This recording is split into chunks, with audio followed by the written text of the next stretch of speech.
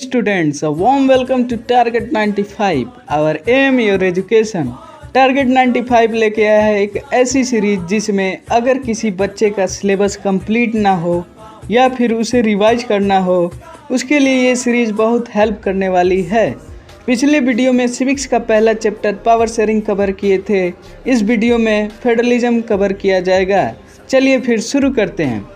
हम लोग फेडरलिज्म की बात करने से पहले पावर शेयरिंग की बात करते हैं। पावर शेयरिंग में क्या होता है, जो कॉन्ट्रास्ट बिटवीन बेल्जियम और श्रीलंका के बीच हम लोग जो देखें, जिसमें जो कॉन्स्टिट्यूशन में बदलाव हुआ बेल्जियम के द्वारा, जिसके वजह से रिड्यूस हुआ पावर ऑफ सेंट्रल गवर्नमेंट और ये जो पावर था वो रीजनल गवर्नमेंट में दिया गया। लेकिन फिर भी जो रीजनल गवर्नमेंट जो थी ना, वो क्या करती थी, तो रीजनल गवर्नमेंट का जो पावर था वह गिवन टू दीज गवर्नमेंट्स और could be withdrawn by the central government.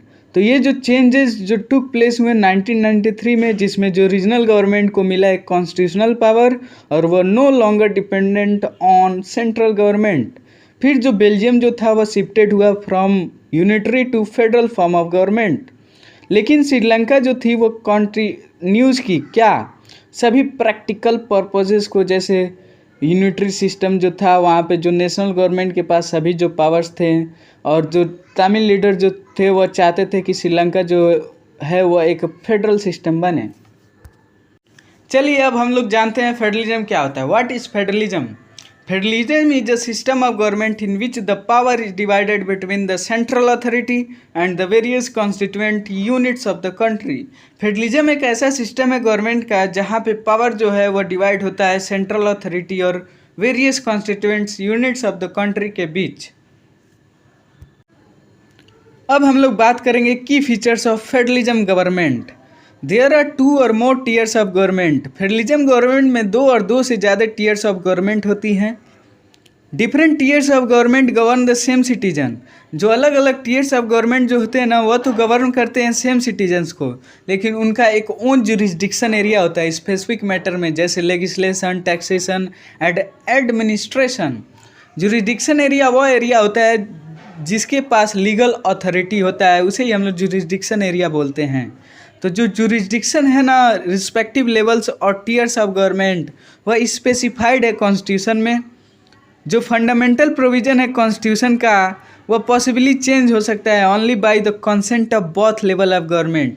एक लेवल ऑफ गवर्नमेंट के द्वारा जो फंडामेंटल प्रोविजंस है वो चेंज नहीं हो सकता, उसके लिए कंसेंट चाहिए बोथ लेवल ऑफ गवर्नमेंट का। जो कोर्ट है ना, उसके पास पावर है इंटरप्रेट करने के लिए कॉन्स्टिट्यूशन में, और जो पावर है ना उसका वो डिफरेंट लेवल्स ऑफ गवर्नमेंट में भी इंटरप्रेट कर सकता है। जो फाइनेंशियल ऑटोनॉमी है ना, सोर्स ऑफ रिवेन्यू का for each level of government, वह भी क्लियरली स्पेसिफाइड है। जो मेन ऑब्जेक्टिव है फेडरल गवर्नमेंट का वो क्या है, सेफगार्ड और promote unity of the country और एकोमोडेटिंग करने के लिए रीजनल डाइवर्सिटी को। अब हम लोग बात करेंगे डिमेरिट्स ऑफ फेडरल गवर्नमेंट। क्या डिमेरिट्स हैं फेडरल गवर्नमेंट का?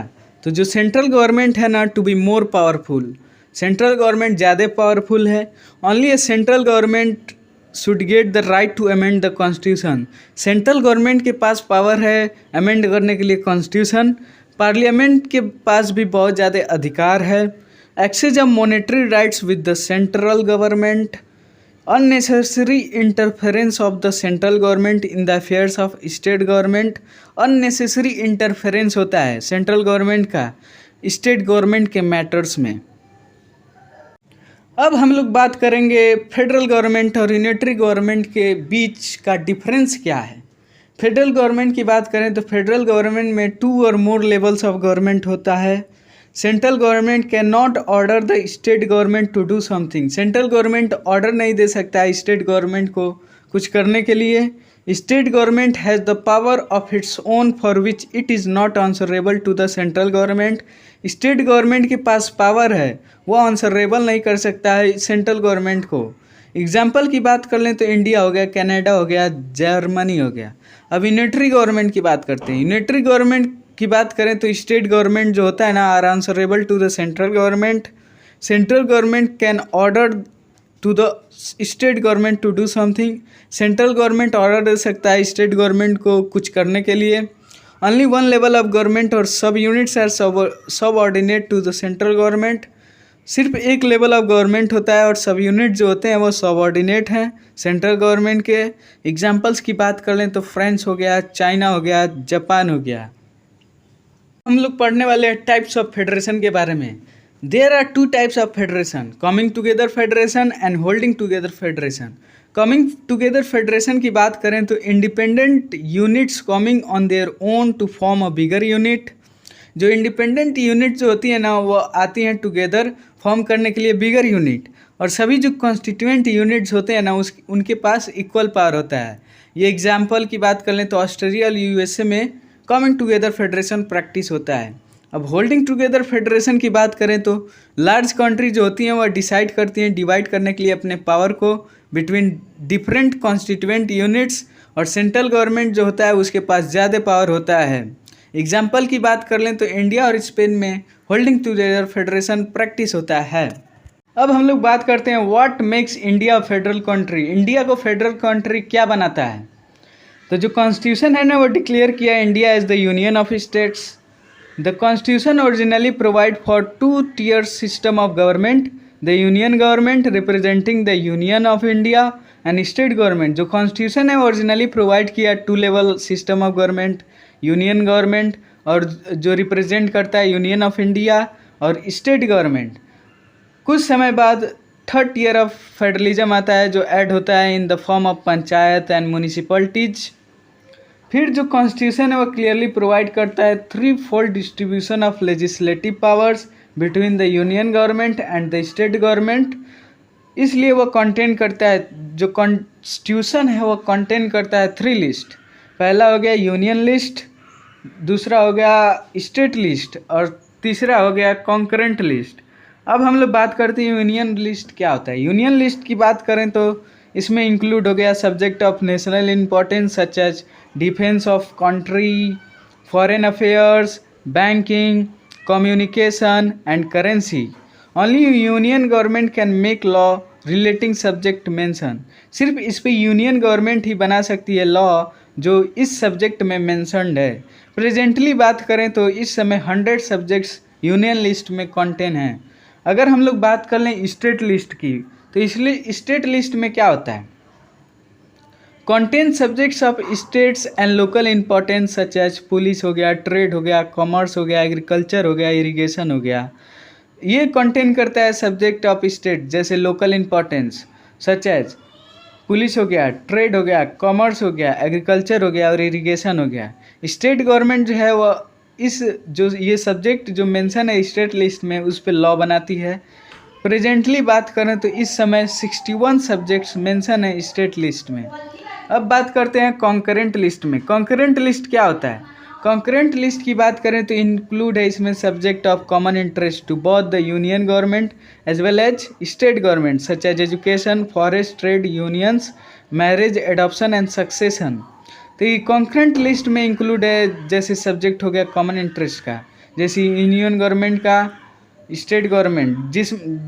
अगर हम लोग कॉन्करेंट लिस्ट की बात करें ना तो इसमें स्टेट गवर्नमेंट और सेंट्रल गवर्नमेंट दोनों लोग इस पे लॉ बनाते हैं। कुछ इस पे इंटरप्रेट करना होता है तो इसमें करते हैं। इसमें जैसे आ जाएगा आपका एजुकेशन में, फॉरेस्ट में, ट्रेड यूनियन पे या फिर मैरिज, एडॉप्शन एंड सक्सेशन पे। इसमें प्रेजेंटली बात करें तो 52 सब्जेक्ट्स हैं। अगर union as well as state government जो है वो लॉ बना रही हैं और उनमें कॉन्फ्लिक्ट क्रिएट हो गया तो नहीं मेरा ये होगा, आपका ये होगा, इस पे अगर कॉन्फ्लिक्ट क्रिएट होता है ना तो जो लॉ बनाया गया है यूनियन गवर्नमेंट के द्वारा उसे प्रीवेल माना जाता है। अब हम लोग बात करते हैं किसकी? ऐसे सब्जेक्ट्स की जो कॉन्स्टिट्यूशन का जो कॉन्स्टिट्यूशन आ चुका था उसके बाद आए थे, जैसे कंप्यूटर सॉफ्टवेयर हो गया। तो इस कंप्यूटर सॉफ्टवेयर जो है ऐसे रेसिड्यूरी सब्जेक्ट्स में आ जाते हैं।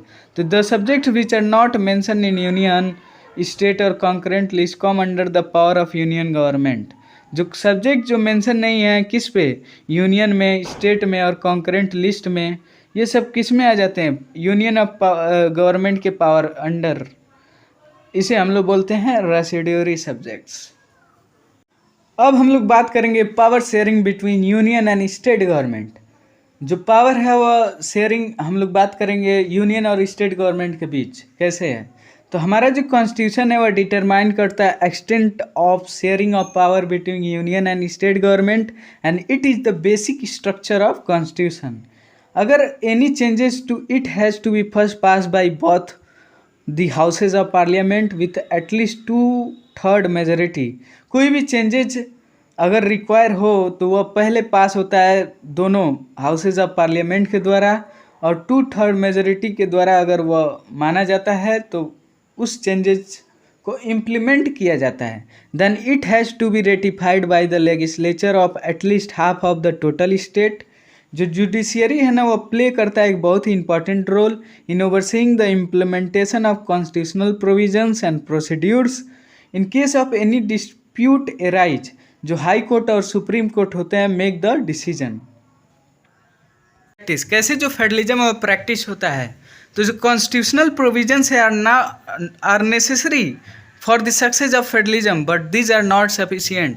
जो कॉन्स्टिट्यूशनल प्रोविज़न है वह नेसेसरी है सक्सेस ऑफ फेडरलिज्म के लिए, लेकिन वह सफिशिएंट नहीं है, क्योंकि जो रियल सक्सेस है फेडरलिज्म का इन इंडिया में can be attributed to the nature of democratic politics in our country. जो डेमोक्रेटिक पॉलिटिक्स का कैसा नेचर है हमारे देश में उस पर भी डिपेंड करता है जो रियल सक्सेस है फेडरलिज्म का। अब हम लोग बात करेंगे कुछ मेजर वे जिसके वजह से ये हैपेंड हुआ। तो कैसे फेडरलिज्म प्रैक्टिस है इसके बारे में बात करेंगे। तो हमारा जो कॉन्स्टिट्यूशन है ना did not give the status of national language to any language.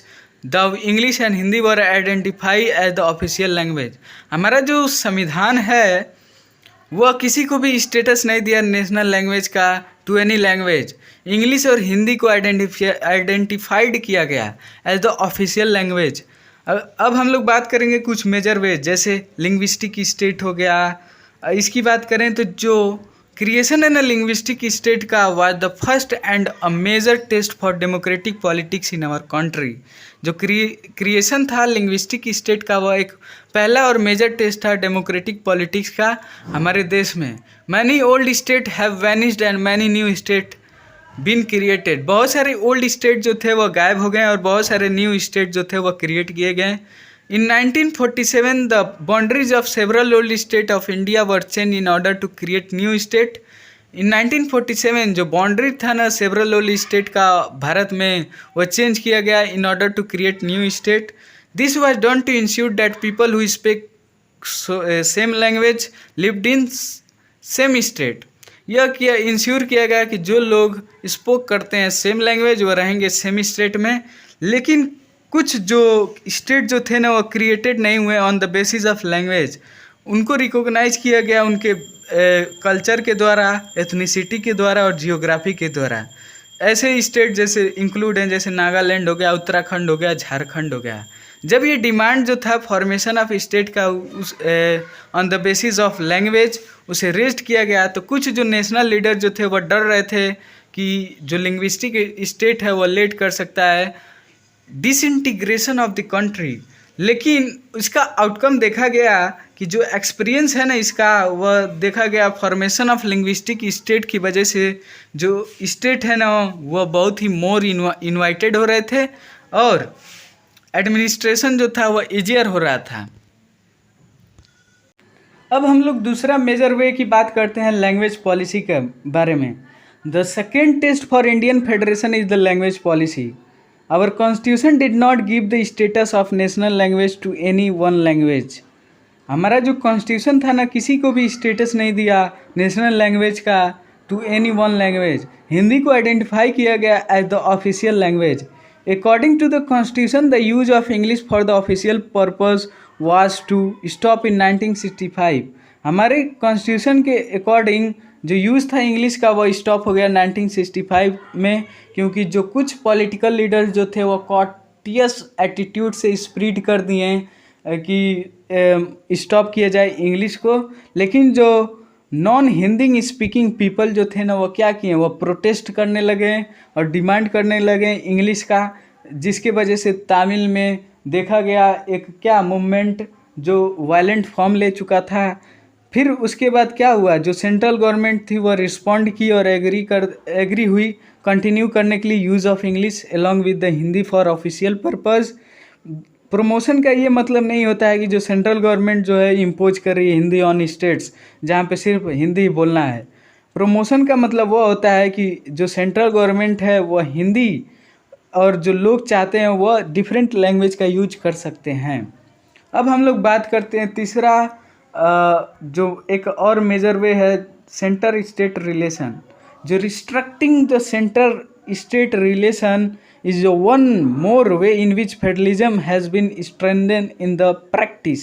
जो स्ट्रेंड होता है एक प्रैक्टिस में मजबूत होता है। अगर हम लोग बात करें बिफोर 1990s में तो क्या हुआ था, जो सेम पार्टी जो थी ना वो रूल करती थी both centre in the most of state. This mean that state government जो थी वो एक्सरसाइज नहीं कर रही थी अपने अधिकार को और एक ऑटोनोमस फेडरल यूनिट्स बन गया था। जो सेंट्रल गवर्नमेंट जो थी वो अक्सर मिसयूज करती थी कॉन्स्टिट्यूशन का डिसमिस करने के लिए स्टेट गवर्नमेंट जो उनके कंट्रोल में होती थी राइवल पार्टीज़ के द्वारा।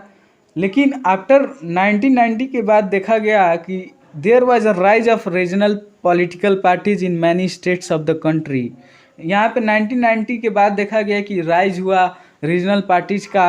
फिर ये शुरू हुआ era of coalition government at the centre.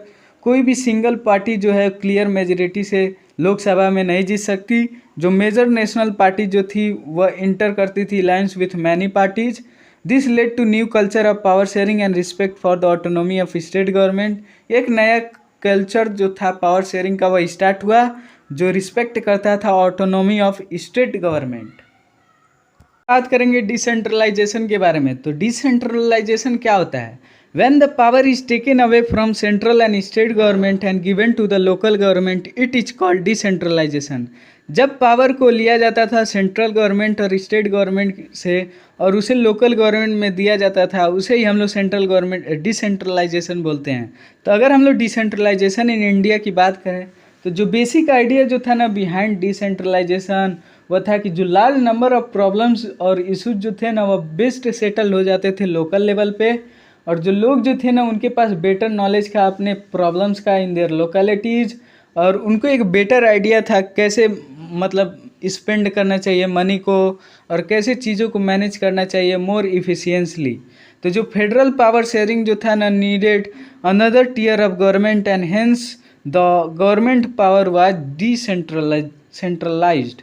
जो डिसेंट्रलाइजेशन जो था ना was done so that a large number of problem could be settled at the local level. लेकिन जो डिसेंट्रलाइजेशन जो था ना वह सक्सेस नहीं रहा क्योंकि जो विलेज और म्यूनिसिपैलिटी जो थी ना अर्बन एरियाज में वो जो सेटअप थी ऑल स्टेट में वो directly under the control of state government. वो डायरेक्टली कंट्रोल थी किसके, स्टेट गवर्नमेंट के अंडर। जो इलेक्शन जो था लोकल गवर्नमेंट का वो रेगुलरली होल्ड नहीं होता था। जो लोकल गवर्नमेंट जो थी उनके पास कोई पावर नहीं था और रिसोर्सेज नहीं था खुद का, जिसके वजह से एक मेजर स्टेप लिया गया टुवर्ड्स डिसेंट्रलाइजेशन जो 1992 में अमेंडमेंट किया गया। जो कॉन्स्टिट्यूशन जो था वो अमेंडेड किया गया to make the third tier of democracy more powerful and effective. अब हम लोग बात करेंगे क्या वो मेजर प्रोविजंस थे डिसेंट्रलाइजेशन का जो 1992 में लिए गए। तो ये constitutionally it is constitutionally mandatory to hold regular election for local government bodies. यह कॉन्स्टिट्यूशनली मैंडेटरी हो गया होल्ड करने के लिए regular election for the local government bodies में। जो सीट्स थी वो रिजर्व हुई SC ST और OBC के लिए। 1/3 जो सीट्स थी वह भी रिजर्व हुई वुमन के लिए। और जो इंडिपेंडेंट इंस्टीट्यूशन था जिसे हम लोग स्टेट इलेक्शन कमीशन बोलते हैं वह क्रिएट किया गया इस स्टेट में कंडक्ट करने के लिए पंचायत और म्यूनिसिपल इलेक्शंस। जो स्टेट गवर्नमेंट जो था ना वह required to share some power and revenue with local government bodies. जो स्टेट गवर्नमेंट जो था उसको उसके पास पावर था कि वह रेवेन्यू और रिसोर्सेज जो हैं वो शेयर करें लोकल गवर्नमेंट बॉडीज़ में। हम लोग बात करेंगे पंचायती राज, ग्राम पंचायत, ग्राम सभा क्या होता है। तो जो रूरल गवर्नमेंट है ना it is popularly known by the name of Panchayati Raj. It has been divided into 3 tiers, village level Gram Panchayat, block level block committee और डिस्ट्रिक्ट लेवल जिला परिषद। अब हम लोग बात करते हैं ग्राम पंचायत के बारे में। ग्राम पंचायत क्या होता है? ईच विलेज और group of village in some state has a Gram Panchayat. This is a council consisting of several ward member often called panch and president called sarpanch. It has to meet at least twice or thrice in a year to approve the annual budget of gram panchayat. Each village और group of village, कुछ state के उन्हें हम लोग ग्राम पंचायत बोलते हैं। ये council जो है ना वो कंसिस्ट करता है सेवरल वार्ड मेंबर्स, अक्सर इसे हम लोग पंच और सरपंच बोलते हैं, और ये मीट करते हैं 2 और 3 बार ईयर में अप्रूव करने के लिए एनुअल बजट ग्राम पंचायत का। अब हम लोग बात करते हैं ग्राम सभा। ग्राम सभा की बात करें तो it include all the people of village. इसमें इंक्लूड होता है सभी लोग विलेज के। इसका फंक्शन ये होता है कि वह इलेक्ट करे member of gram panchayat, review करे परफॉर्मेंस ऑफ ग्राम पंचायत और सुपरवाइज करे the work of gram panchayat. अब हम लोग बात करेंगे जिला परिषद, म्यूनिसिपलिटीज़ एंड म्यूनिसिपल कॉरपोरेशन क्या होता है। तो जिला परिषद की बात करें तो all the mandals in a district together constitute the जिला परिषद। सभी जो मंडल्स हैं ना डिस्ट्रिक्ट में वो टुगेदर कॉन्स्टिट्यूट करते हैं जिला परिषद को। जिला परिषद एक चेयरपर्सन होता है, पॉलिटिकल हेड ऑफ जिला परिषद। अब बात करते हैं म्यूनिसिपलिटीज़ के बारे में। तो म्यूनिसिपलिटीज़ जो है ना वो सेटअप होती हैं टाउन्स में। Municipal chairperson is the political head of municipality. जो म्यूनिसिपल चेयरपर्सन जो है ना वो एक पॉलिटिकल हेड है म्यूनिसिपलिटी का। अब बात करते हैं म्यूनिसिपल कॉरपोरेशन का। तो म्यूनिसिपल कॉरपोरेशन की बात करें तो ये बिग सिटीज़ जो है ना constituted into the municipal corporation. जो पॉलिटिकल हेड होता है म्यूनिसिपल कॉरपोरेशन का उसे हम लोग मेयर बोलते हैं। आपका अब चैप्टर यहीं पे होता है समाप्त। अगर ये वीडियो आपको अच्छा लगा हो तो please subscribe, comment, like, share सब करिएगा, क्योंकि ये सीरीज हम उन बच्चों के लिए लाए हैं जो अब तक कुछ नहीं पढ़े हैं या फिर उन्हें रिवीजन करना है। उनके लिए बहुत ही ज़रूरी सीरीज़ थी, इसीलिए हमने सोचा कि इसे लाया जाए। तो इसीलिए इसे सब्सक्राइब और सपोर्ट करिएगा, जिससे हमको और मोटिवेशन मिले कि वीडियो बनाएं, इस पर रिवीजन सीरीज को आगे बढ़ाया जाए।